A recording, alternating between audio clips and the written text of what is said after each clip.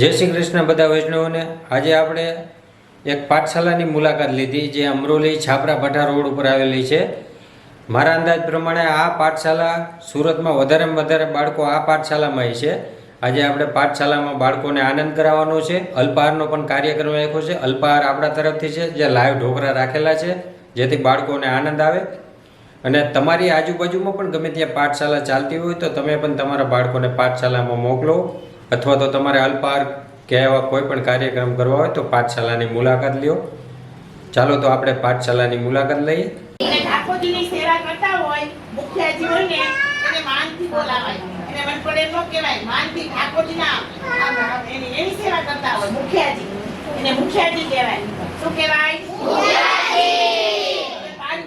પાનઘર કોને કહેવાય? જેમાં ઠાકોરજીના પાનના બીડા બીડી वगैरह बनतो होय ने એને પાનઘર કહેવાય। શું કહેવાય? પાનઘર। પાન ઉપર નાગરવેલનો પાન હોય ને પણ જો તમે આ એક ટીચરનું ઘર છે। જગ્યા નાની છે, વરસાદના કારણે ઘરમાં રાખ્યા છે પાઠશાલા। આ ટીચરને ધન્યવાદ દેવો પડે। આ પાઠશાલા ફ્રીમાં હોય છે, આમાં કાંઈ આવક ના હોય। આ નિસ્વાર્થ સેવા છે। આ છોકરાને તેમની શેટી ગાદલા ઉપર બેસાડવાના પણ આને સાચા વૈષ્ણવ કહેવાય। जे वैष्णवजन तो એને કહીએ જે પીડ પરાઈ જાણે પર દુખે ઉપકાર કરે તો માન અભિમાન ના આણે। આજે આપણે ખાલી ઢોકળાનો આનંદ કરાવી દઈએ। ફરી વખત આવશું ત્યારે ગિફ્ટ લઈ આવશું। તો ચેનલને સબસ્ક્રાઇબ ના કરી હોય તો કરી લેજો અને જો વિડીયો સારો લાગે તો નીચે કોમેન્ટમાં જય શ્રી કૃષ્ણ અવશ્ય લખજો।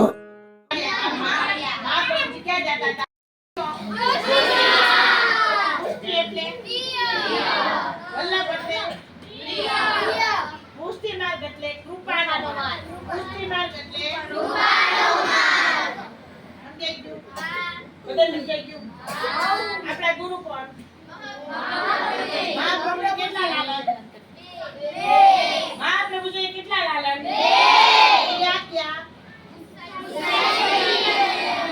અને ઉસાઈજી અને ઉસાઈજીને કેટલા લાલન? ક્યાં ક્યાં? નોલેનો બોલતા આવડે બોલો।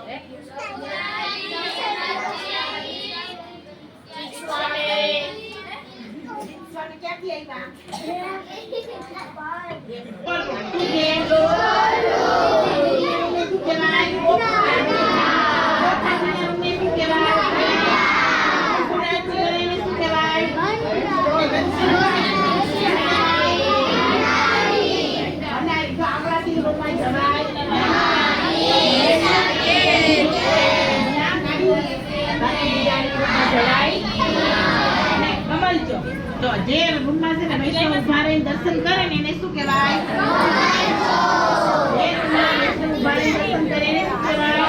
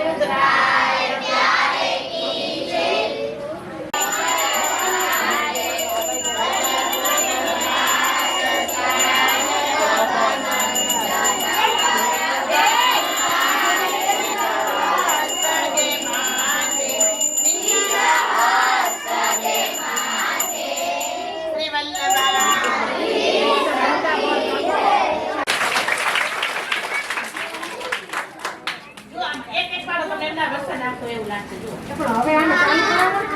ચાલુ છે, ચાલુ છે.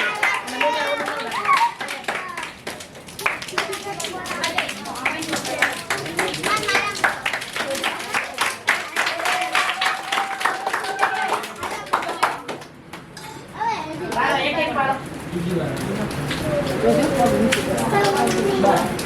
હવે મોઢું બંધ રાખીને ખાવાનું. શ્લોક બોલી લો, શ્લોક. જમતી વખતેનો શ્લોક બોલવાનો છે. જમતી વખતેનો શ્લોક બોલી.